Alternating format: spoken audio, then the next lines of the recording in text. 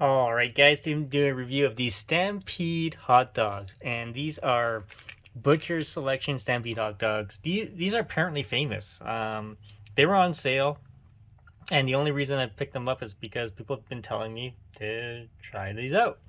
So there's the ingredients in there. So be aware it does contain nitrates, yeah, there you go. And this was on sale because the package was damaged, as you can see there. So, go. They're huge, so.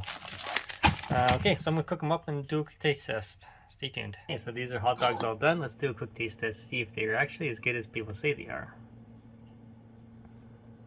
There we go. Oh, wow. They actually are pretty good. They're very soft. They have the texture of like an Ostermeyer wiener, which is really good. And they stopped selling those in Canada like years ago. But yeah, actually decent. Alright guys, see more videos. Kind of on the salty side. So I would probably rinse it a couple of times to get the salt out. But other than that, the texture is really good.